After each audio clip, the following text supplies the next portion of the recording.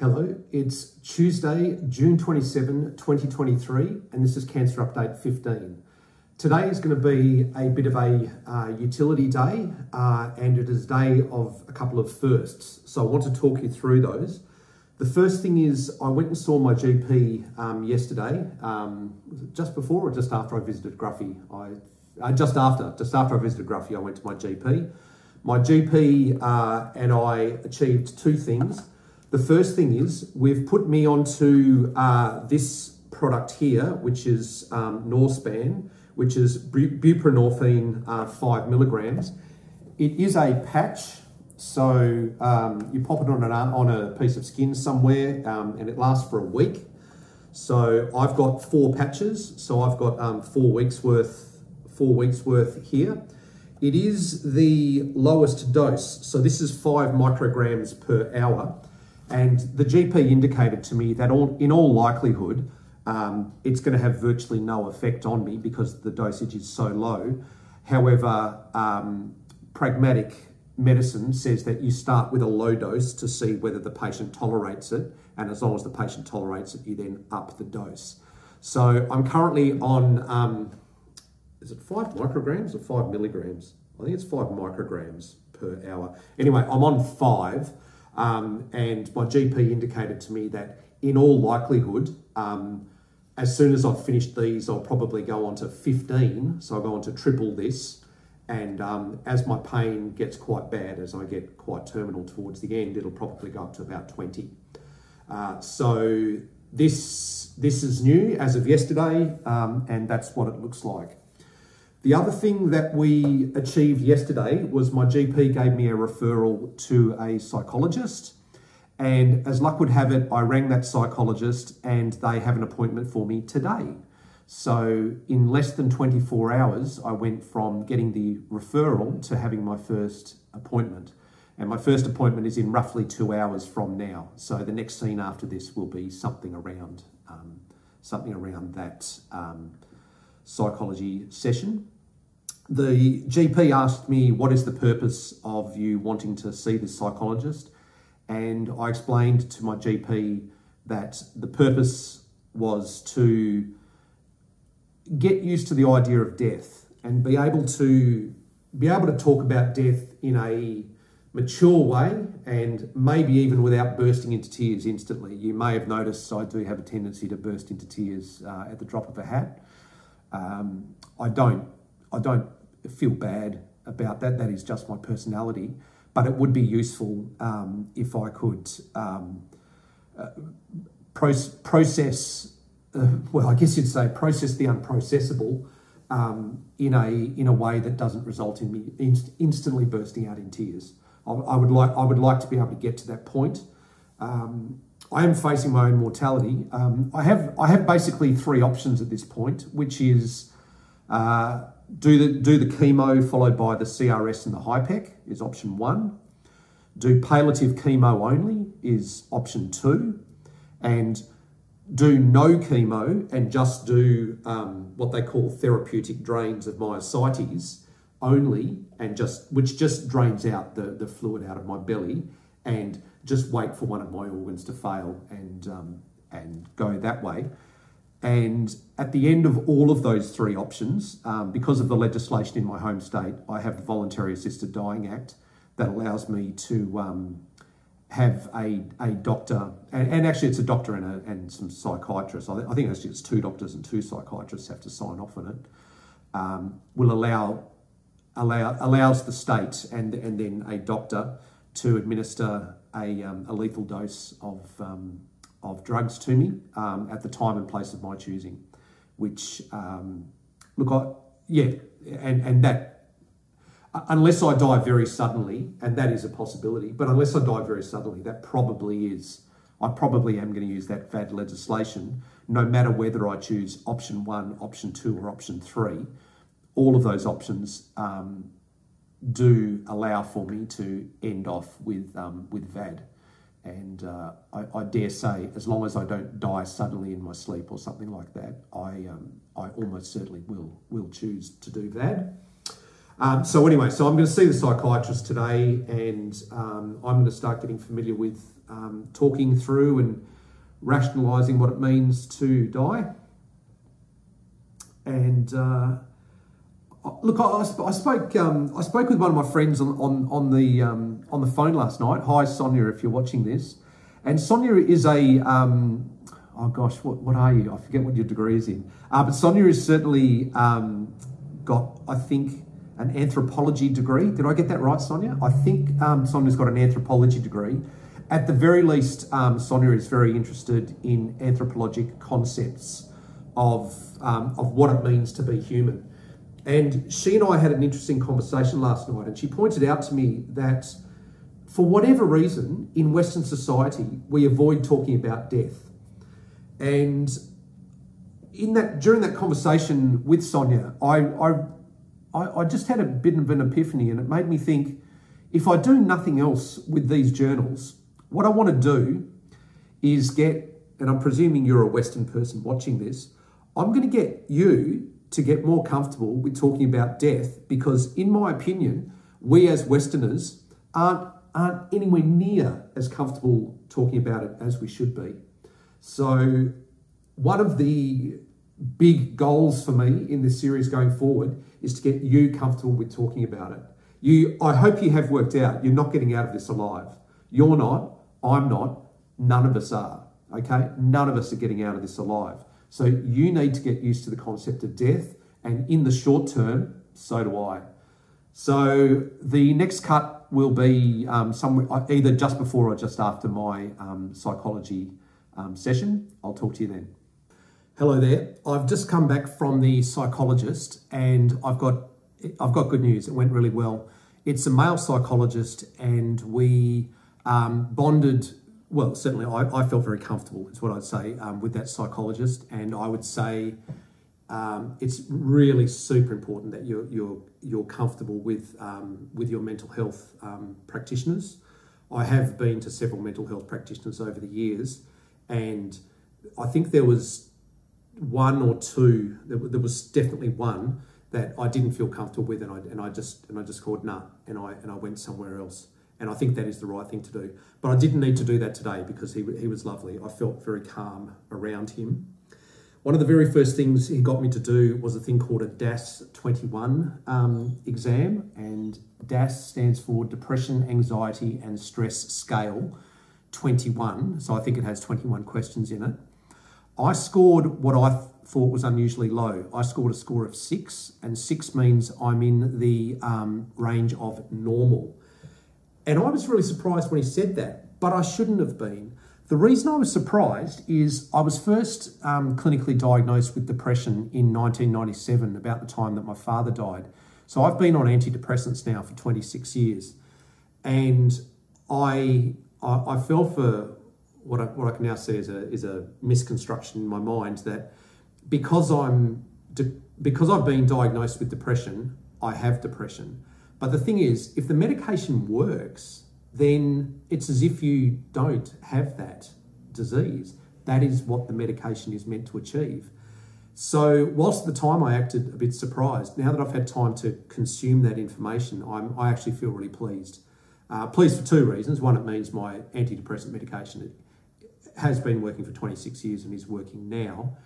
It also means that I'm more rational and calm right now than you might think would be the case with everything considered. So I found that bit interesting.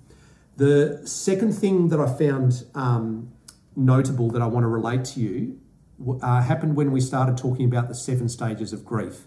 Now I just have to read these out because I don't have them memorised.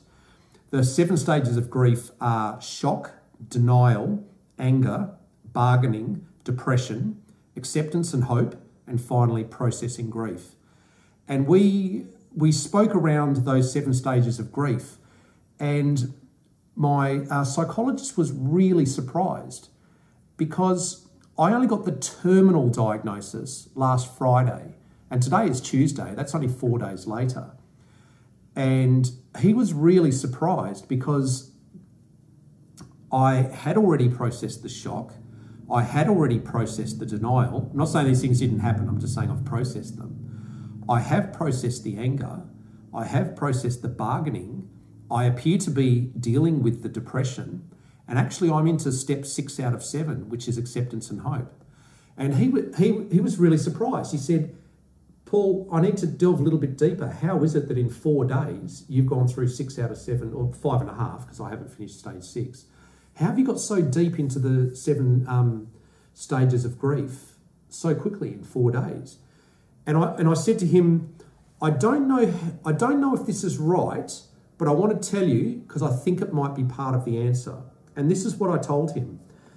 I said, when I was a child, my parents had a euthanasia pact. And I'm one of 5. I'm the youngest of 5 kids. So around the dinner table at night, there would be mum and dad and a number of kids. And periodically, mum and dad would remind us all, hey, by the way, we have an agreement that if either of us has a condition that interferes with our quality of life, that we have agreed with each other that we will help the other one end their life with dignity. And they had a set of rules, and the reason they kept repeating them to us over dinner was to make sure that definitely we would remember the rules. And the rules were, for example, if it was paraplegia, so if you lost the use of your legs, that's fine, you can live with that, you have a good enough quality of life. Tetraplegia, where you've lost your legs, your arms, and your head muscles, I think that's right. Yeah, that is right. Then no, that's not quality of life. Help me end my life. And that there was some debate as to whether quadriplegia would be one or the other, and there was a set of criteria for that. The point of that is, though, from as far back in my memory as I can remember, back to maybe, in this case, maybe 10 years old, I've been having a narrative from my mother and father saying euthanasia is okay. Euthanasia is good, euthanasia is kind and humane and all of those things. So I think that was part of the answer. The other thing that I related to the psychologist is my mother was a nurse, and for a while there she was a palliative nurse. And my mother explained to me in quite frank terms that she absolutely had helped people in the palliative care unit pass away or euthanize. And the method of that was using morphine. You give morphine to these palliative care patients, and you keep on bumping up the morphine until it overwhelms them and they pass away. And there is the way I understand it, it was a bit of a secret protocol amongst the nurses that this is the way you do it, but it is okay, but we don't talk about it. And Mum was very frank with me that she had helped quite a few people pass away, and that was okay. In fact, not only was it okay, it was very much the kind thing to do, much as you would with a pet. If you ever see a pet in a pet dog that's got horrible cancer and having a really bad end of life, you would put the pet down. So why wouldn't you do it to a family member? So my mum put that to me, and she basically said, I do this and I feel fine about it. So between that combination of knowing that mum and dad had a euthanasia pact and knowing that my mum had actively, well, she would say passively, been involved in actual euthanasia, I've grown up from a very young age being really okay with it. And I explained to the psychologist, do you reckon that's why I've gone so well with the 7 stages of grief? And he said, yes, absolutely. After, and then the session went on and finished. After the session, I thought of two other reasons that it's possible that I'm processing this relatively rapidly, and I'd like to discuss those with you. The first reason is that in 1997, in fact, really from 1997 to about 1999, I was suicidal. I did want to end my life. And I never actually attempted a suicide. However, I was definitely thinking about it daily, and I was in the depths of depression. And in case you haven't worked it out, I was in the depths of depression because my dad died. So I was suicidal. And I'm sure some of you watching have had moments in your life where you're suicidal. So I know some of you are going to relate to what I'm about to say. When you don't just go and commit suicide. You go through weeks and months and even potentially years of thinking about it. Like, how do I really feel about this? And the couple of times where I got quite close to attempting suicide, I used to get into a situation that I used to call the tunnel. And it was where, and absolutely, I used to lose my peripheral vision. My peripheral vision used to actually come down to about like that. I couldn't see anything outside of about that. I had true tunnel vision, no peripheral vision at all. And I don't actually know the physiological reasons for it. All I can say to you is I got into the tunnel twice and I managed to get out of it twice. But I dare say, certainly from my experience, to get yourself into a mindset where you actually do go through with committing suicide, certainly from my experience is you go into the tunnel, and from the tunnel you then do whatever it is that you do. So because I was suicidal between 1997 and 1999, I have processed a lot of the thoughts of how do I feel about ending my own life. And if I'm honest with you, there are many reasons that stopped me actually committing suicide. One of them was, I remember at one time I was happy with every single part of it except the thought of my mother having to be at my funeral. Because I have this thing that parents should never have to bury children. I think that's a travesty when that happens. So I got it in my head. I eventually got it in my head. I will not commit suicide while mum is alive because no mother should ever have to bury her son. That was where I got in my head. And I realised that was an unbreakable argument for me. So from that point on, whenever I had a suicidal thought, I would think, Paul, we've been through this before, mate, and whilst your mother is alive, you're not going to do it. So stop having that thought because it's a waste of time because we've already gone through all that agonisation. We ain't going to do it. So get on with your life, mate. While mum's alive, you're not doing it. Then, of course, eventually my mother did die. But luckily my mother lived quite a long life. She only passed away in 2015, so only 8 years ago. And I've not been suicidal in the last 8 years, so it never came down to it that I then had to reface that scenario of, well, now there is no parent burying me. Luckily, it just never came up. I managed to get on top of my mental health issues. My mental health issues were mainly around sorrow of the loss of my father, and I dare say that I have an inbuilt what do you call it? Like a neurotransmitter deficiency, a serotonin deficiency, or a monoamine excess. Yes, monoamine excess in my brain that breaks down serotonin too fast, basically. So through good pharmaceutics, I'm on an antidepressant called Arapax. Congratulations to all of you out there that are on Arapax as well. It's a heck of a ride, isn't it? But Arapax does work for me. Plenty of other antidepressants did not work for me, but Arapax did work for me. And I've been on that for many, many years. And so where I'm going with that is, I think the fact that I've been able to go through the 7 stages of depression and loss, grief around my upcoming end of life is partially because I have actually spent a ton of brain cycles on processing what it means for me to die. So there was that. Excuse me. The second thing is that in I forget whether it was 1992 or 1993, it might have been 1993, I was in a plane crash. So you saw in that previous update that I did with Craig. I used to fly in little light aircraft, Cessna 206s, which is a single engine aircraft. And actually, it might have even been the same plane that's in those photos, actually, KFF. We used to fly in a 206 called KFF, or Kilo Foxtrot Foxtrot. And in 1993, I had a crash landing in that aircraft. And by all accounts, we should have died. I to this day, well, I mean, I do know how we didn't die. We executed extremely good teamwork in the 3 minutes between the engine basically exploding and hitting the dirt. The pilot and I, it wasn't Craig, it was another guy called Ian Easy Anderson. And if you're watching this, Easy, thanks mate, you saved my life. We made it. And we really should have died that day. And it helped me process what death is, because we faced it that day.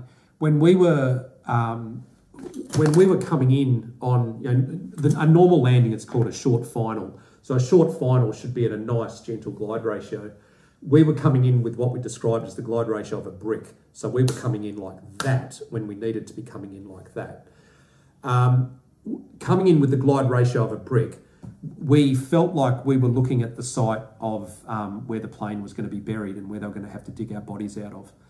And the sensation is very real. We absolutely, well, at least I certainly believed that we weren't coming out of that alive. And the whole experience, from the realising we had no oil pressure to the engine blowing up to finding somewhere to land to actually landing, was only about 3 minutes. But it was 3 minutes that changed my life, and it was 3 minutes that gave me cause to reflect on how quickly life can change, and life and death in general. On the same token, probably a few of you have noticed, I'm missing a part of a finger. I'm missing that much of my right index finger. That went into the chain and sprocket of a KLR 250 Kawasaki motorbike. And that happened when I was 19. And that was my first experience where, just like that, life has changed. Because first thing I'm just there doing something with the motorbike. Next thing I know, end of my finger's been ripped off. And it was ripped off before I knew it was ripped off. And in the same way, 1 minute we're there flying survey in an aircraft, next minute there's no oil pressure in the engine, and next thing the engine goes poof, and all this oil starts splattering on the windscreen and smearing up and backwards behind us. And we said some rude words starting with the letter F. And it's that whole thing of your life can change in an instant. So I've had a couple of times in my life where things changed in an instant. There was when I lost the end of my fingertip, and there was when the engine exploded in KFF. And those make you realise that your life can change very, very rapidly. And it also makes you realise that the human body and the human existence is very, very fragile. So at the end, by the end of the hour, with the psychologist, I felt like I'd come to a better place. It's only 1 hour, so it's not like we solved the whole puzzle, but I certainly feel like we made a good hour's progress on it. My next appointment with him is Thursday week. I think that's right, Thursday week. So I'm looking forward to seeing him again. I am going to reflect on a lot of the things that we spoke about, and I hope that you found them interesting and thought-provoking. I paid a fair bit for that session, and you're getting it for free, so enjoy, yeah, no, I didn't really pay that much, by the way. The health system in Australia is pretty cool, and in this case, the health system of Australia paid for I think over half of what is a very fair amount of money, to be honest. So look, I hope you found this informative, and write to me in the comments. Tell me how you feel about death. Tell me about how you process grief. Tell me if you've had any near-death experiences and how they changed you. I certainly want to hear from any of you that have perhaps been in an aircraft crash, because it's a heck of a thing, isn't it? Yeah, I'm just curious to hear from you. So thanks for listening to me, and this is the end of Cancer Update number 15. Thanks.